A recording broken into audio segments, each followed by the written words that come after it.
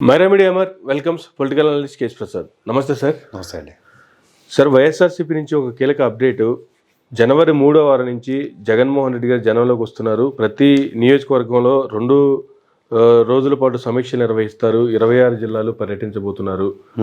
So ఓవరాల్గా నియోజకవర్గానికి 2 రోజులు సమీక్షలు అంటే 350 రోజులు, ఆల్మోస్ట్ ఒక 1 ఇయర్ పాటు జనంలోనే ఉండేలాగా ప్లాన్ చేసుకున్నట్టుగా అనిపిస్తుంది. ఏం సార్, అసలు ఏం చెప్తారు ఈ అప్డేట్కి సంబంధించి? First of all, Jaganmohan Reddy అనే వ్యక్తి సార్ ఒక్కసారి ప్రజల్లో కనెక్ట్ అవ్వడం స్టార్ట్ అయితే ఒక డిఫరెంట్ వైబ్రేషన్ స్టార్ట్ అవుతాయి. ఓకే. ఎందుకంటే ఆయన తప్ప ఒక ప్రాంతీయ పార్టీలో ఇంకో పెద్ద మనిషి లేడు. విసిగి వేసారిపోయి ఉన్నారు ఆ క్యాడర్ మీద. ఆయన చుట్టూ ఉన్న వారితో coterie whatever you name it as. End of the day నేను ఒకటే విషయం చెప్పదలుచుకున్నా సార్. 190 మంది నేను వైఎస్ఆర్సీపీ శ్రేణులతో ఎప్పుడైతే మాడానో వాళ్ళందరూ మాడుతుంది ఒకటే మాట, జగన్ అన్న మాట తప్ప ఇంకో మాట రావట్లేదు వాళ్ళకి. సో ఆబ్వియస్గా ఇప్పుడు జగన్మోహన్ రెడ్డి అనే వ్యక్తి నియోజకవర్గాల వారీగా సమీక్షలు, అయితే ఒక జిల్లాకి ఒక certain period of time allocation start చేసుకుంటూ వెళ్తే, ఎలక్షన్స్ ముందు కూడా అదే సమీక్షలు గ్యాప్ ఉంది కదా. సో దీంట్లో ఏమవుతుందంటే ఒక క్యాడరు, నిస్త్రాణంగా ఉన్న క్యాడరు నాయకులు ఒకసారి రివైంప్ అవుతారు. అండ్ మోర్ ఓవర్ ఇది ఎలక్షన్ అంటే ఒక 5 ఏళ్ళ తర్వాత వస్తుంది.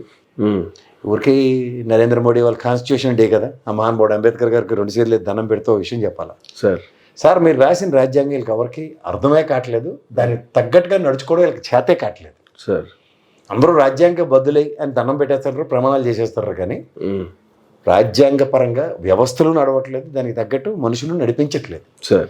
వ్యవస్థ అంటే సమూహాల ఆఫ్ మనుషులే కదా, నడిపించే విధానానికి కొత్త పంథాలు, ఆల్టర్నేటివ్ మెకానిజమ్స్ క్రియేట్ చేసుకుంటూ ముందుకు వెళ్తున్న దగ్గర నరేంద్ర మోడీ గారు అయితే చాలా సెంట్రిక్గా, చాలా ఫోకస్గా ఉన్నారు. ఎలాగైనా సరే కాన్స్టిట్యూషన్ అమెండ్ చేసి ఆయన శాశ్వతంగా రాజకీయాల్లో ఉండాలి. కిమ్ము, ఈ చైనా అధ్యక్షుల్లాగా, జిన్పింగ్ లాగా ఆయన శాశ్వతంగా ఆయన బతుకున్నంతకాలం రాజకీయాల్లో ఉండడానికి నిశ్చయించుకున్నాడు. మిగిలిన అందరికీ వయసు పాబంధకాలు పెట్టి దానికి ఒకటే ఏంటంటే కాన్స్టిట్యూషన్ అమెండ్మెంట్ చేస్తూ 2 పార్టీల సిస్టమ్ని అడాప్ట్ చేస్తున్నాడు ఆయన. మీరు గమనిస్తే దేశ రాజకీయాలు ఒకసారి ఆద్యంతం మీరు గమనించండి. ఏ ఎలక్షన్ జరిగినా ఈ కోటకోట్లో కొసరేసినట్టు ఓ చిన్న రాష్ట్రం ఒకటి మనం కాంగ్రెస్ మొహాన్ని పడేస్తున్నారు. దానికి వాళ్ళు కూడా రాహుల్ గాంధీ గారిని అండ్ ప్రియాంక గాంధీ గారిని మీరు గమనించగలిగితే ఒకళ్ళ మించిన ఒకళ్ళ మెజారిటీలతో వాళ్ళు గెలవగలుగుతారు. ఎందుకంటే ఇంకా కాంగ్రెస్ పరంగా గాంధీ ఫ్యామిలీకి ఇంకా యాక్సెప్టెన్స్ ఉందన్నది ఒక నిదర్శనం సార్. కానీ ఎప్పుడైతే గాంధీ ఫ్యామిలీని అనుసరించే వ్యక్తులు ఎవరైతే ఉన్నారో ఈ ముసిలి భోగాని బ్యాచ్, అంటే నేను ఎప్పుడు చెప్పే దిగ్విజయ్ సింగ్, జయరాం రమేష్ లాంటి నున్నగా గుండెకి ఇంట్లో కూర్చోబెడతాను, కానీ కాంగ్రెస్ చైతన్యం అవ్వదు. ఓకే. ప్రధానికి మన బట్టి విక్రమార్క గారు లాంటి వ్యక్తిని, రేవంత్ రెడ్డి గారిని ఇక్కడ తెలంగాణలో ఎక్స్పెరిమెంట్లు చేసినప్పుడు the span of no time they know how to conquer it. ఎందుకంటే రేవంత్ రెడ్డి ఒక ఉత్సాహభరితమైన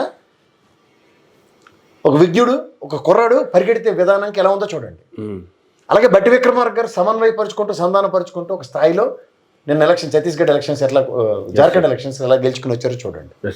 సో ఎప్పుడైతే ఈ సమన్వయాన్ని, ఎప్పుడైతే కాంగ్రెస్ అధ్యక్షుడు మల్లికార్జున ఖర్గే గారు అనుకున్నా సరే, ఈ వర్కింగ్ ప్రెసిడెంట్ స్థాయిలోనో లేకపోతే కేవలం ఒక ఉత్సవ విగ్రహంలో మల్లికార్జున ఖర్గే గారిని కూర్చోపెట్టి ఈ గాంధీ ద్వయాలు ఇప్పుడు కనుక రాష్ట్రాలని చైతన్యపరిచే వేదికలు క్రియేట్ చేసుకుంటూ పరిగెడితే సార్ గ్యారంటీగా ఇప్పుడు వాళ్ళకున్న పాశుపశాస్త్రం లాంటి ఏకైక రాష్ట్రం కర్ణాటక.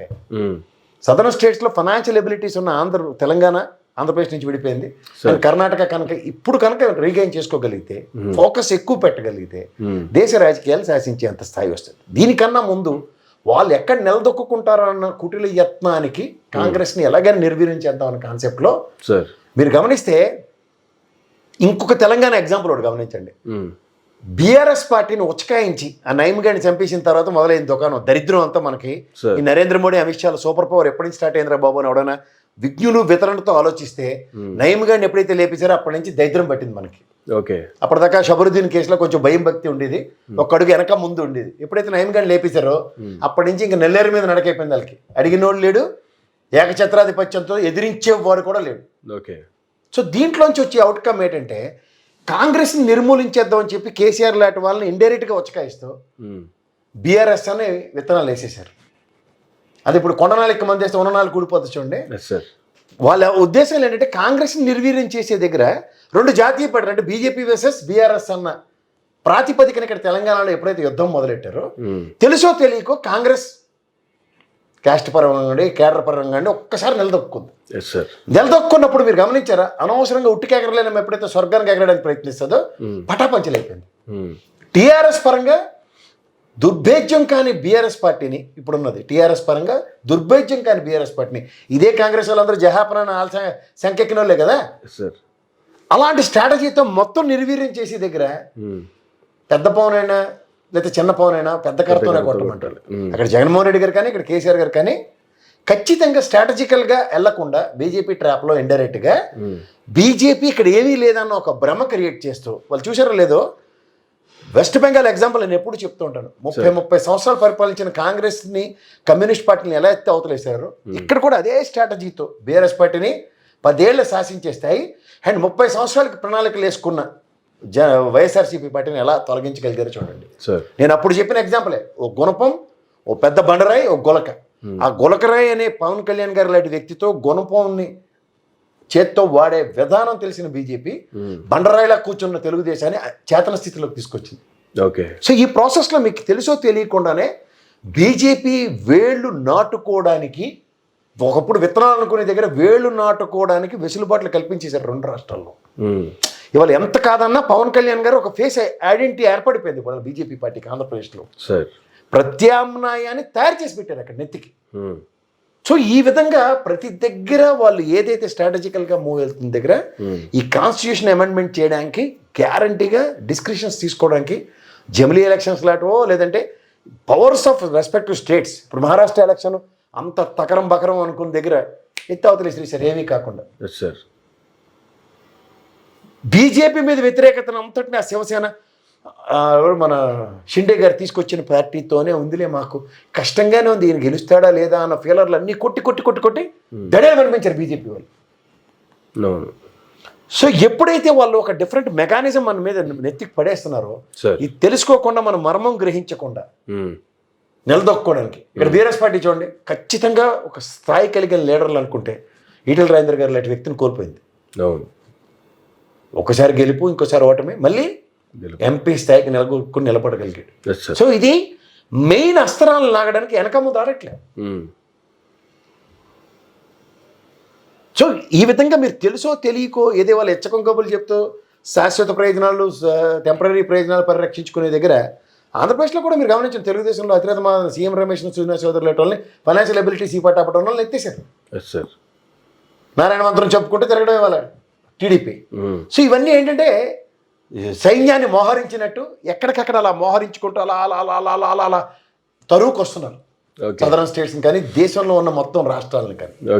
సో అప్పుడు ఏమవుతుంది, వాయిస్ మాడ్యులేషన్స్ ఎంత వస్తుంది అనుకుంది అలా కొచ్చించిపోతుంటారు. దానికి తోడు ఎప్పుడు లేని ఒక దాన్ని ఏమంటారంటే విభిన్నత్వాన్ని ప్రదర్శిస్తున్న తెలుగుదేశం లాంటి కూటమి వాళ్ళు గమనించండి. వ్యవస్థని ఈ విధంగా గేమ్ చేయడం ఫస్ట్ టైం తెలుగుదేశం కూడా ఈ విధంగా మొత్తం కబంధహస్తాలకు తీసుకుని కొడుతుంది సోషల్ మీడియాని. కానీ ఇంకెక్కడ భూస్థాపితం అన్న దానికి చేసుకుంటూ వెళ్తున్నారు. ఇక్కడ దానికి రీవ్యాంప్ అవడానికి ఉదాహరణకి జగన్మోహన్ రెడ్డి గారు లాంటి వ్యక్తికి ఎంత టైం పెట్టారు. 5 సంవత్సరాలు మకుటం లేని మహారాజులా పరిపాలించిన అతనికి కూడా వాళ్ళ షర్ట్ ఎక్కడ, నా ప్యాంట్ ఎక్కడ, నా చెప్పులు ఎక్కడ అనుకునే పరిస్థితి ఆటోమేటిక్గా తెలియకుండానే వస్తుంది. క్యాడర్ అచేతన స్థితిలో ఉన్న క్యాడర్ని పరిరక్షించుకోవాలంటే నాయకుడు మళ్ళీ ముందుకు రావాలి. అందుకనే రేపు జనవరి 3వ వారం నుంచి ఆయన బయటికి రావడం, తర్వాత నుంచి వచ్చే వైబ్రేషన్స్ ఖచ్చితంగా డిఫరెంట్గానే ఉంటాయి. కానీ వాటిని నిలబెట్టుకోవడం, నిలదొక్కుకోవడం కాదు. ఇప్పుడు ఉదాహరణకి లొకేషన్ ఒకసారి వెనక్కి రీకలెక్ట్ చేసుకోండి. ఇలా పిడికిలి బిగించిన ఉదంతంలో నేను ఆ రోజు విశ్లేషణ కూడా ఇచ్చాను. మనకు మొదలు వేసేస్తారు గడికి తెలుగుదేశం గడికి వైఎస్ఆర్ పక్క తీయండి. అచేతన స్థితిలో ఉన్న క్యాడర్ని ఓ మహానాడు దాంతో ఎప్పుడైతే దాన్ని రీవ్యాంప్ చేశారు, ఇప్పుడు నాకు తెలిసి వైఎస్ఆర్సీపీ పార్టీ సంవత్సరాలు అయిపోయింది ప్లేనరీలు అవి పెట్టి, స్ట్రాటజికల్గా ఇవాళ ప్లేనరీలు అటుకు పెట్టి క్యాడర్ని ఒక దగ్గరికి తీసుకొచ్చడానికి సిద్ధం సభల తదనంతర పరిణామాల్లో the gap between leader and leadership క్వాలిటీస్కి అన్నది ఒక్కసారి గమనించుకోగలిగితే, లీడర్కి లీడర్షిప్ క్వాలిటీస్ ఉన్నాయి, కానీ నియోజకవర్గాల వారీగా ఉన్న లీడర్తో శ్రేణులు సమాయత్తవడానికి వాళ్ళకున్న పాబంధకాలు, మనసా వాచా కర్మాన్ని వినగలిగే సామర్థ్యాన్ని జగన్మోహన్ రెడ్డి గారు ఆపాదించుకుంటూ దాన్ని నియంత్రించే స్థాయి పెంచుకుంటే మాత్రం, ఎందుకంటే రాజకీయ పార్టీలో ఒకసారి భావ వ్యక్తీకరణలో విభేదించే దగ్గర మళ్ళీ భావ వ్యక్తీకరణని మార్చుకునే అంత సామర్థ్యాలు 190 మందికి ఉండవు సార్. పార్టీల పరంగా చూస్తే. కానీ వాళ్ళకి ఏంటంటే ఒక డిఫరెంట్ సిండ్రోమ్లో భయం పెడుతున్నప్పుడు తగ్గాలి అన్న కాన్సెప్ట్ ఎప్పుడైతే అడాప్టబిలిటీ వస్తుందో, ఆ అడాప్టబిలిటీకి ఉన్నప్పుడు తగ్గక్కర్లేదన్న స్ట్రాటజీతో జగన్మోహన్ రెడ్డి గారు లాంటి వ్యక్తి నిలబడితే అప్పుడు వాళ్ళకి వచ్చే ధైర్యం వేరు, భరోసా వేరు. ఎందుకంటే ఎలక్షన్ అయిపోయిన మూమెంటం కాబట్టి పార్టీ పరంగా 10 రూపాయలు వస్తాయి అన్న దాంట్లో ఇంకా సమూహాలుగానే ఉన్నారు ఎన్డీఏ కూటమికి సంబంధించిన వాళ్ళు ఎక్కడికక్కడ. కానీ నివురుగప్పిన నిప్పులా ఉన్న జనసేన పార్టీ వర్సెస్ తెలుగుదేశం లోకల్లో ఎక్కడ పాసిఫికేషన్స్ లేవు. సో ఈ మూమెంట్లో వాళ్ళు కేవలం ఒక నాయకుల రూపంలో కొంతమందిని కోల్పోవచ్చు కొన్ని నియోజకవర్గాల్లో. But where it comes to revamping of నియోజకవర్గాలు అన్న దగ్గర ఫస్ట్ ఎత్తుపోయిన వాళ్ళని పట్టుకుని కొత్తగా క్రియేట్ చేసి అక్కడ పెట్టిన చెత్తో చెదారమో ఏదో ఒకటి మాట్లాడిన అవతల వాళ్ళకి ఆ వెసులుబాటు ఇవ్వకుండా ఓ డిఫరెంట్ శక్తి సామర్థ్యాలు పెంచడానికి జగన్మోహన్ రెడ్డి గారు ఖచ్చితంగా ప్రజల్లోకి రావాలి. ప్రజల కన్నా ముఖ్యం పార్టీని రీవ్యాంప్ చేసుకోవడానికి రావాలి. తర్వాత ప్రజల్లోకి లాస్ట్ 1 year వస్తే సరిపోతుంది. సో ఎప్పుడైతే ఆయన పోరాటం చేయడానికి నిశ్చయించుకున్నప్పుడు ఆయనకున్న పాబంధకాలు తొలగించుకోవడం it's a matter of fact Jaganmohan Reddy గారు అనే వ్యక్తికి. కానీ అసలు సాధారణంగా ఏంటంటే ఒక 6 నెలల టైం పడుతుంది ఎవరైనా ఎలక్షన్స్లో అయిపోయిన తర్వాత బయటికి రావడానికో లేకపోతే మాట్లాడడానికి. కానీ ఇప్పుడు అదృష్టము ఆయనకి ఎలా వెంట పడుతుందంటే కాలికి తాడే తగిలినట్టు తగులుతుంది. ఏది ఎతకపోయిన తీగ. ఖచ్చితంగా ఆయనకి ప్రజల్లో ఈ 6 నెలల్లో ఆయన పెట్టిన ప్రెస్ మీట్ల త్రూగాను ఆయన సత్యశీలతను చాటుకోవడానికి వీళ్ళ దగ్గర నుంచి సైలెన్స్ చేసే పరిస్థితి క్రియేట్ చేయడానికి చాలా వెసులుబాట్లు దొరికేసి. సో దీంతో ఏమవుతుందంటే ఆయన కార్యాచరణ రచించుకోవడం it's a matter of fact. బెదిరిస్తే బెదిరేదేవాడు అన్నది ఒక్కసారి కనుక ప్రజల్లోకి వచ్చింది అనుకో, ప్రజలంటే ఆయనకి సంబంధించిన సెటప్ బెదిరిస్తే బెదిరేవాడు ఎవడు నేను ఉంటుండగా అన్నది ఒక ధైర్యం చైతన్యం వచ్చిందంటే ఈ రాజకీయాలు ఏముంది చూడండి. రాజకీయాలు చిరం అవడకుందండి. కరెక్ట్గా ఎలక్షన్స్ ముందు ఇటుపక్క జెండా మారుతుందాం కానీ తట్టపొట్ట సర్దుకుని వెళ్ళిపోయిన వాళ్ళు చాలా మంది ఉన్నారు. సో ఇలాంటి రాజకీయాలు చాలా చూసాం. సంచేత స్థిరీకరించబడిపోయి ఎవరో శాశ్వతంగా కొన్ని పార్టీలను యథాలాపంగా నమ్ముకుని దాంతోపాటు రాజకీయాలు చేసేద్దాం అనుకున్న వాళ్ళు వేళ్ల మీద లెక్కెట్టచ్చు. గాలివటం బ్యాచ్లు ఉన్నంతకాలం శాశ్వతంగా రాజకీయాల్లో పెను మార్పులు సంతరించుకుంటాయని కూడా వాస్తవం కాదు. It's a crucial time. ఎందుకంటే జనసేన పార్టీలు అడిది నిన్న ఒక 21 మందిని గెలిపించుకున్నా సరే వాళ్ళకి ఇంకా క్యాడర్ క్షేత్రస్థాయిలో నిలదొక్కుకోవడానికి ప్రతిష్ఠించడానికి జగన్మోహన్ రెడ్డి గారికి ఉన్నంత వెసులుబాటు ఇవాళ వైఎస్ఆర్సీపీకి లేదు. ఎందుకంటే జనసేన పార్టీకి లేదు.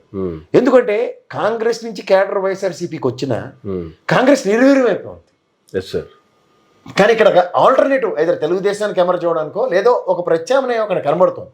అంటే జనసేనకి ఇప్పుడు గ్రాస్ రూట్ లెవెల్లో ఈ 5 ఏళ్ల పాటు వెసులుబాటు తీసుకోగలిగినప్పుడు అది బీజేపీకి ఇండైరెక్ట్గా పరోక్షంగా సహకరించినట్టే అవుతుంది.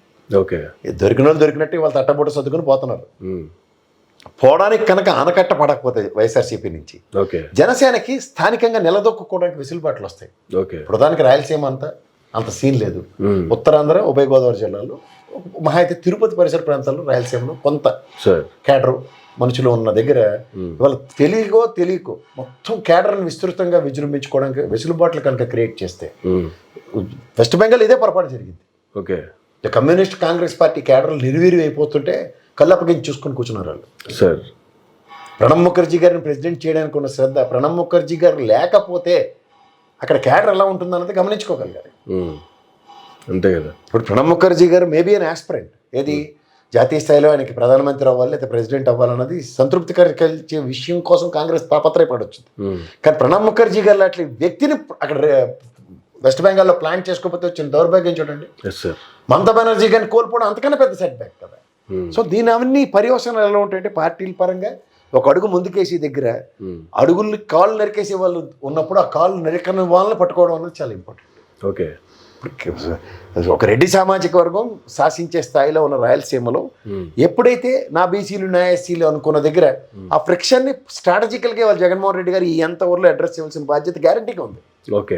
అది ఏ ప్రాతిపదిక మీద అడ్రస్ చేస్తారనేది చాలా చాలా చాలా చాలా ఇంపార్టెంట్. ఎక్స్పెరిమెంట్స్ చేయొచ్చండి, చేతులు కాలొచ్చు, కానీ ఆకులు ఎప్పుడు పట్టుకోవాలో టక్కన పట్టుకుంటేనే బొబ్బలేకుండా ఉంటాయి. కానీ చేతులు కాలం నా దగ్గర ఆకులు నేను భ్రమల్లో ఉంటే మాత్రం పొరలు లేచిపోతాయి.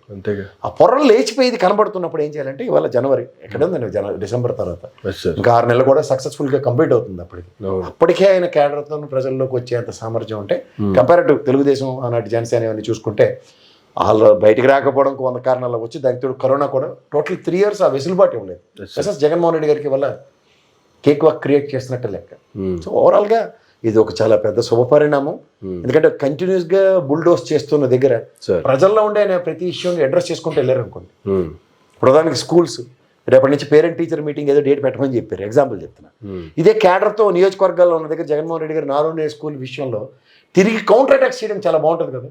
అసలు మంచి గ్రౌండ్స్ ఉన్న స్కూల్స్లో, ఆ స్కూల్స్లోనే సమావేశాలు నిర్వహించుకుంటే థింగ్స్ ఇప్పుడు స్కూల్ అయిపోయిన తర్వాత సాయంత్రం 3 గంటలు 4 గంటల నుంచి పెట్టుకున్నారు అనుకోండి, కౌంటర్ అటాక్స్ ఎలా ఉంటాయి? ఎంత కదా నా పొజిషనే కదా అయింది. ఇవాళ గ్యారంటీగా ఒక మైక్ కాకపోతే 10 మైకులనే పెడతారు. 100 మైకులు వెళ్ళి కానీ 10 మైకులు పెట్టే దగ్గర ఒక నియోజకవర్గాల వారిగా వాళ్ళు సంతరించుకున్న అభివృద్ధి అన్నది ఇవాళైనా ప్రజల్లోకి తెలియబడుతుంది కదా. ఏమీ చేయలేదు, అంత దోపిడీకి జరిగిందని బుల్డోస్ చేస్తున్న దగ్గర వాళ్ళు ఎప్పుడైతే నియోజకవర్గాల వారిగా నా దగ్గర స్టాటిస్టిక్స్ ఈ రోజుకైనా ఇస్తే ఆ డేటాతో మాలాంటి వాళ్ళకి చాలా మంది ఉంటారు కదా విశ్లేషించడానికి, కంపారిజన్స్ చేయడానికి. సో ఇది ఎప్పుడైతే ఆ ప్రాథమిక లోపాలను అడ్రస్ చేయడానికి, ఇది కరెక్ట్గా గ్రాస్ రూట్ లెవెల్లోకి వెళ్ళడానికి ప్రతి నియోజకవర్గాల్లో సమన్వయపరుచుకుంటూ మండల స్థాయి, క్షేత్రస్థాయి, పంచాయతీ స్థాయిలోని వాటి నుంచి కూడా పిలుపులతో అందరినీ సమన్వయపరచుకోవడానికి. ఎందుకంటే ఉత్తరాంధ్రలో మొన్న జరిగిన ఎమ్మెల్సీ ఎలక్షన్స్ చూడండి, వాళ్ళు ఎంత కట్టు మీద ఉన్నారు. కానీ వాళ్ళకి భరోసా ఇచ్చేవాడు అధినాయకుడు ఆ రోజు జగన్మోహన్ రెడ్డి గారు వెళ్ళబట్టే కదా నిలబడగలిగింది. ఇదే రేపు పొద్దున జరిగే స్థానిక సంస్థల ఎలక్షన్స్కి మళ్ళీ పట్టు బిగించడానికి స్థానికుడిగా నాయకుడిగా భరోసా ఇచ్చుకుంటూ ముందుకెళ్ళారు అనుకోండి, ఆ స్ట్రాటజీస్ ఎలా ఉంటాయి? సో అంచేత గ్యారంటీగా రాజకీయ పార్టీల్లో ఉన్న వాళ్ళు ఎప్పుడైనా సరే ఏ ప్రాతిపదిక మీద నిర్ణయాలు తీసుకోవడానికి అవి శిరోధార్యంగానే ఉంటాయి. కానీ ప్రజల్లోకి వెళ్ళడం ఒక ఎత్తు అయితే, ప్రజలను కలిసేటువంటి దానిలో కూడా రాజశేఖర రెడ్డి గారి ప్యాటర్న్ అమలు చేయబోతున్నారు అనేటువంటి కామెంట్స్ కూడా వస్తున్నాయి. ఎక్కడ ప్రోటోకాల్ ప్రకారంగా వాళ్ళు కావాలా వీళ్ళు కావాలా అనేది లేకుండా ప్రజలు ఎవరైనా సరే జగన్మోహన్ రెడ్డి గారిని కలిసే వెసులుబాటు కల్పించబోతున్నారు ఈ సమావేశాల ద్వారా అనేటువంటి కామెంట్ కూడా ఫీలర్స్ కూడా వదులుతున్నారు. ఇప్పుడు సిద్ధం సభల ముందు మీరు గమనిస్తే ఆ స్థానికంగా ఉన్న నాయకులు అప్పుడు నేను కంటెస్ట్ చేసిన ఎమ్మెల్యేలకి పెద్ద టాస్క్ ఏంటంటే లోకల్గా ఉన్న వాళ్ళందరినీ జగన్మోహన్ రెడ్డి గారి పక్కన నిలబెట్టి ఫోటోలు తీయించడం, కలపడం అన్నది పెద్ద టాస్క్ అయింది. ఇప్పుడైనా సరే దాన్ని సుధరాయించుకొని ఏం ప్లెంటీ ఆఫ్ టైం ఉంది. అంతే సార్, 5 day వర్క్ చేసిన దాన్ని ఏమంటారు మన సాఫ్ట్వేర్ టైప్లో గ్యారంటీగా ఇవాళ ఒక నియోజకవర్గానికి ప్లెంటీ ఆఫ్ టైం ఉంటుంది. సో ఆ విధంగా 175 రోజులు ఏమీ కాకుండా కార్యాచరణ రచించుకొచ్చారు. సో ఆ విధంగా ప్లానింగ్స్ ఉంటాయి సార్, పార్టీ పరంగా ఉండకుండా ఎవరు ఉండరు. అలా నిమ్మక నీరెత్తినట్టు కూర్చోవడం అది ఎప్పటికీ జరగదు. అధినాయకుడు ఎప్పుడైతే బైక్ వస్తాడు, ఆయనకి ఇప్పుడు లోకేష్ గారితో కంపేర్ చేస్తే గతంలో ఆయన ముఖ్యమంత్రి కానప్పుడే భరోసా ఇవ్వగలిగాడు. ఒక మాజీ ముఖ్యమంత్రిగా వాళ్ళ జనాలకు భరోసా ఇవ్వడం ఎంతగా ఉంటుంది? ప్రాథమికంగా ఇప్పుడు ఎవరైనా కమ్మును నోట్ల నాలుగుకున్నాడు దండపెట్టి బయటికి రాడు కదా. నియోజకవర్గంలో 10-20 మంది డిసెంట్ తెలియజేస్తారు కదా, అవన్నీ ఫెయిలర్సే కదా, ఫీడ్బ్యాక్సే కదా. పైగా అనేక నియోజకవర్గాల్లో శాశ్వత సమస్యలు లాంటివి కూడా పరిష్కారం చేసి ప్రధానికి మన ట్రంప్ ఎలక్షన్ చూసుకోండి, campaigning the biggest task what has taken is feedbacks. Cross checks ఎక్కడికక్కడ ఫీడ్బ్యాక్స్తో క్రాస్ చెక్స్ చేసుకుని ఆ బ్యారికేడ్స్ని రిమూవ్ చేసుకోగలిగాడు. సో మీకు ఊహించిన దానికన్నా ఎక్కువ మెజారిటీ వచ్చింది. మీరు ఎప్పుడైతేనే ఇప్పుడు సిద్ధం సభలతో ప్యారల్గా లోకేష్ గారి పాదయాత్ర కూడా చూసుకుంటే రెడ్ బుక్ అన్న కాన్సెప్ట్లో ప్రతి నియోజకవర్గాల లోపాలను అడ్రస్ చేసుకోగలిగాడు. వాళ్ళ క్యాడర్కి ఏ విధమైన ఇబ్బందులు వచ్చాయన్నది. ఇప్పుడు వేరే జగన్మోహన్ రెడ్డి గారు ఏ విధంగా వెళ్ళినప్పుడు రెడ్ బుక్ అని నేను అన్ను, ఖచ్చితంగా నియోజకవర్గంలో ఉన్న సెట్ బ్యాక్స్ కనుక ఆయన దృష్టిలో తీసుకున్నాడు అనుకోండి, నెక్స్ట్ టైం దాన్ని అడ్రస్ చేయడం ఎంతసేపు, అంతేగా దానికి సొల్యూషన్స్ కూడా ఈసారి తప్పు జరిగింది, తప్పును యాక్సెప్ట్ చేయడం ఏముంది, దీన్ని నెక్స్ట్ టైం ఇలా రిపీట్ కాకుండా ప్రయత్నిస్తూ ఉన్నప్పుడు కొంత క్యాడర్ రివ్యాంప్ అవుతుంది కదా. సో ఆ విధమైన స్ట్రాటజీ ముందుకెళ్ళడం చాలా ఇంపార్టెంట్. జగన్మోహన్ రెడ్డి గారు ఒక మాట ఇచ్చారంటే కంపల్సరీ నెరవేరుస్తారన్న నమ్మకం ఉంది. ఇంకా ఇప్పుడు కంపారేటివ్గా ఏంటంటే ఈ ఐప్యాక్ లాంటి చెత్త చెదనం ఈ దరిద్రగొట్ట బ్యాచ్ లేదు కాబట్టి సగం దరిద్రం వదిలినట్టు. ఎందుకంటే నియోజకవర్గాల్లో ఈడు అనవసరమైన దిక్కుమాల ఫెయిలర్లు ఇచ్చే జగన్మోహన్ రెడ్డి గారు సగం దరిద్రం వాళ్ళే. ఎప్పుడైతే ఆ బీహార్ వాడిని, ఒరిస్సా వాడిని, లేకపోతే ఆ యూపీ వాళ్ళని పట్టుకొస్తారో భాష రాదు, అందులో బట్లర్ ఇంగ్లీష్ ఒకటి ఉంటుంది. ప్రశాంత్ కిషోర్ గారిని ఎవడని చూడండి సార్, అడిగి డిపాజిట్లో రాలేదు నిలబడిన దగ్గర, ఈడు తీసి మారికైనా మొత్తం మన అందరినీ దేశ డెమోక్రసీని మార్చేసి అంత స్థాయిలు అని చెప్తుంటారు. నమ్మి వాడు జడ్డి వేదం సార్, డోంట్ బిలీవ్ దెమ్. ఇవాళ ప్రజల యొక్క నాడిని పడిచిగట్టేవాడు నాయకుడు. గతంలో జగన్మోహన్ రెడ్డి అనే వ్యక్తి పసిగట్టాడు, క్రెడిట్ ఆడి తీసుకున్నాడు. ఇప్పుడు చంద్రబాబు నాయుడు గారు, పవన్ కళ్యాణ్ గారు సంఘటితంగా లేకపోతే మనతో కాదు అనుకున్నారు. జగన్మోహన్ రెడ్డి గారు ఎంత ఉచకాయించినా ఉచకాయించబడలే సార్. లేదా పవన్ కళ్యాణ్ గారు మేసాలు చెప్పేసి కమాన్ ఎవడరా అని అంత పౌరుషం మాట్లాడినాడు, ఇండిపెండెంట్గా నిలబడాలి 175 నియోజకవర్గాలు. అది కాదు, ఫస్ట్ నన్ను గేట్లోకి వెళ్ళామండి అన్న కాన్సెప్ట్ని అకస్టమ్ చేసుకున్నాడు. అరే మా వాళ్ళు వస్తారు, గెలుస్తారు, ముందు నేనైతే గెలిచి లోపలికి వెళ్తే ఏదైనా అవ్వచ్చు, వెనకాల నాకు బీజేపీ ఉంది. సో ఈ భరోసాలు ఎప్పుడైతే నాయకుడికి ఉంటాయో అతని స్ట్రాటజీస్, అతన్ని పరిపక్వత తెలుసు. ఇప్పుడు అయిపోయిన తర్వాత డిప్యూటీ సీఎం ఎస్ సార్. ఏం మాట ఆడింది దాట పాడింది పాట. ఇప్పుడు ఆవిడ అడిగినాడు వాడు, అంతేగా. అర్థమైందా? అంతే. ఓకే. సో ఇప్పుడు జనాల్లోకి వెళ్ళటం కావచ్చు, లేదంటే ఇలాంటి సమావేశాలు నిర్వహించడం కావచ్చు, ఎలాంటి ఇంపాక్ట్ ప్రజల్లో క్రియేట్ చేసే అవకాశం ఉందంటే ఏం చెప్తారు సార్? ముందు ప్రజల తర్వాత అండి, ముందు క్యాడర్ ఫస్ట్ పని చేయడానికి ధైర్యం వచ్చింది అనుకోండి sir. Okay. It's a matter of fact. And ఈ స్ట్రాటజీ చాలా బ్రహ్మాండంగా ఆప్ చేసాడు ఈ విషయంలో చెప్పాలంటే. Okay. Let's cross fingers for January 3rd week. Yes sir. ఎందుకంటే పండగలు సెలవులు అందరూ ఎవడమట్టుగాళ్ళు ఈ సెటిలర్ బ్యాచ్ అంతా వెనక్కి వచ్చేస్తుంది కదా, తట్టబొట్ట సర్దుకుని 3వ వారం అంటే. Yes sir. అవును. ఇంకో ఒరిజినల్ మిగిలి ఉంటుంది మంది నిక్కసైన ఆంధ్రప్రదేశ్ ప్రజలు. వాళ్ళని అడ్రస్ చేయడం సులువు అవుతుంది. ఓకే. లేకపోతే ఈ సొట్టపాలు తాకిడి చాలా ఎక్కువ ఉంటుంది. మళ్ళీ బ్రెయిన్ స్ట్రామింగ్స్ ఎక్కువ ఉంటాయి. ఓకే. ఇప్పుడు ఇదే జనవరి 1వ వారం పెట్టుకున్నాడు అనుకోండి, ఏమవుతుంది? ఈ సెటిలర్లు అందరూ వచ్చి రేవంత్ రెడ్డి అక్కడ 20 తీసేస్తుంటే ఇక్కడ చంద్రబాబు నాయుడు ఈ 2 స్టేట్లు ఎలా ఉన్నాయంటే బాబా కవల పిల్లలు ఉన్నారు, కథలన్నీ విని చెవులు పుల్లెడిపోవాలి వాళ్ళకి. ఈ 3వ వారం అనుకోండి తట్టపడి సర్దుకుని వచ్చేస్తాను ఇక్కడ. మళ్ళీ ఎప్పుడో గచ్చిపోయి మీటింగ్ పెట్టుకోవడమే ఎలక్షన్స్ ముందు. సో ఆ టెన్యూర్ చాలు కదా ఆయనకి. లాస్ట్ టైం మనకు మడత కాజాలు ఎలా ఇచ్చారు, ఎన్ఆర్ఎస్ టీం వచ్చి సెటిలర్స్ని ఎలా ప్రభావితం చేశారు, మన వాలంటీర్లనే మనకి ఎలా చీకటి దెబ్బలు కొట్టారు. మనం ఏంటంటే ట్రాన్స్పరెంట్ వ్యవస్థను, వాలంటీర్ వ్యవస్థను పెట్టాం, ఎన్ఆర్ఎల్కి ఎలా మలచబడ్డారు, ఇలాంటివన్నీ తెలుస్తాయి కదా స్థానికంగా. అన్న ఈ వాలంటీర్తోనే మాకు తలకాయ నొప్పి అన్న కేడర్ నాయకుడు చెప్పుకుంటాడు, నాకు డిస్క్రిప్షన్ లేకుండా ఉందన్న. సరే ఈసారి మనం అడ్మినిస్ట్రేషన్ ఫంక్షనింగ్స్ ఎట్లా ఉంటాయి, వాళ్ళు మీ దాంట్లోకి ఇన్వాల్వ్ అవ్వకుండా మీ త్రూగానే వాళ్ళకి ఈ కార్యక్రమం ఎవ్రీడే మీ దగ్గరికి వచ్చి నెలకు గడప గడపగా పెడుతున్నాను కదా, విన్నపాలు తీసుకోవాలి, విన్నపాలు తీసుకొని వాలంటీర్కి ఇచ్చి ఇందులో ఎన్నిసార్లు చేస్తావు ఇమీడియట్ అప్డేట్ నాకు కావాలి. ఓకే. మా వాళ్ళు వెళ్ళి వాళ్ళకి చెప్తారు. ఇప్పుడు జన్మభూమి కమిటీలు చేస్తున్నవే కదా, లోకేష్ గారు డెలిబరేషన్ అదే ఇచ్చారు కదా. ఇంకా మీద మన వాళ్ళు ఏదైనా మనమే చేస్తాం. ఫస్ట్ ఫంక్షన్లు చేస్తాం, వాళ్ళ క్యాడర్ని వాళ్ళని వాళ్ళ ఎమ్మెల్యేని వాళ్ళ గణాన్ని పంపించుకుని ఇచ్చుకుంటున్నారు కదా. ఇది మనమే పాపం చేసాం అంతేగా సార్. మా అక్కడ నియోజకవర్గంలో ఆ 50 ఇళ్ళకి సంబంధించిన ఒక కౌన్సిలరో లేకపోతే ఆడికి సంబంధించిన అనుచరుడు ఆడు ఉంటాడు కదా, ఆడి పర్యవేక్షణలో వాలంటీర్ పంచుతాడు. చూడండి ఆడు క్యాడర్ ఎవరా ఇంటికి ఎవరైనా రేపిస్తావా ఇవాళ ఇస్తావా కమా తేల్చు. ఆడికి గణం ఉంటుంది, అధికారం ఉంటుంది, అంటే నాయకుడిగా ఆడి మాట్లాడడానికి అక్కడ వాయిస్ ఉంటుంది. ఈడీ కౌన్సిలర్కి అప్డేట్ చేసుకోవచ్చు, కౌన్సిలర్ ఎమ్మెల్యేకి అప్డేట్ చేసుకోవచ్చు. ఎన్నో ఉంటాయి చైన్ సిస్టమ్. ఇందులో రేట్ లేకుండా ఇన్నాళ్ళు ఆడింది ఏంటి? కౌన్సిలర్ లేడు, వాలంటీర్ లేడు, మెంబర్ లేడు, ఎమ్మెల్యే లేడు, అంతా వాలంటీర్ మిథ్య. నాయకుడికి మనోగతాలు ఎలా ఉంటాయి? సో ఇవన్నిట్లోంచి అవుట్కమ్ స్ట్రాటజీ కావాలి కదా. అంతేగా. చూసామన్నా మన ఎలక్షన్ అయితే బోడి మల్లన సిద్ధాంతం మనకు చూపించారు. వీళ్ళు 10,000 ఇస్తా ఉంటే టెంప్ట్ అయ్యి బ్యాచ్ల కింద కనపడ్డారు. ఎక్కడి నుంచి ఎన్ఆర్ఐ వింగ్ ఏం చేసింది అన్నది ఇవన్నీ ఎవరికి చెప్తారు? ఎవరు చెప్పలేపారు కదా. అది అయిపోయి అక్కడ వచ్చి లేదన్నా మనం ఇచ్చిన సూపర్ నవరత్నాలతో డేటా మా మునిబాబు నేను చేసింది కూడా అదే, దాంట్లో మాకు వచ్చాయి 170 సీట్లు, వాళ్ళకి వచ్చి అయిపోయి గడికున్నాను. ఈ దరిద్రానికి తోడు సెల్లి సారథ్యం ఒకటి. వీళ్ళు ప్రశాంత్ కిషోర్ గడి తగిలిచ్చిన బ్యాచ్లో అందరూ గడికి సగం నాలెత్తి వచ్చి తగలన్నాడు. వాటి స్ట్రాటజీస్ ఎప్పుడు ఎలా ఉంటాయంటే 10 years యాంటీ ఇన్కంబెన్సీ ఉన్న నేషనల్ గవర్నమెంట్లో బీజేపీకి సహకరించి ఎత్తేసాడు. అక్కడ ప్రత్యామ్నాయం కోసం అందరూ ఎదురు చూస్తున్నారు. నెగిటివ్ పబ్లిసిటీ సక్సెస్ అయ్యాడు. ఇప్పుడు బీజేపీ సక్సెస్ చేయడు, నాకు అక్కడ అవతల పోతుంటారు.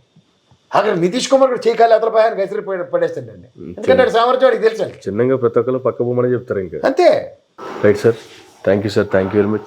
ఇదండి జగన్మోహన్ రెడ్డి గారు జనవరి 3వ వారం నుంచి చేయబోతున్నటువంటి పర్యటనకు సంబంధించి ప్రసాద్ గారు ఇచ్చినటువంటి వివరణ. ఇది నాటి మరొక గంటలో మళ్ళీ కలుద్దాం. చూస్తూనే ఉండండి మేరా మీడియా.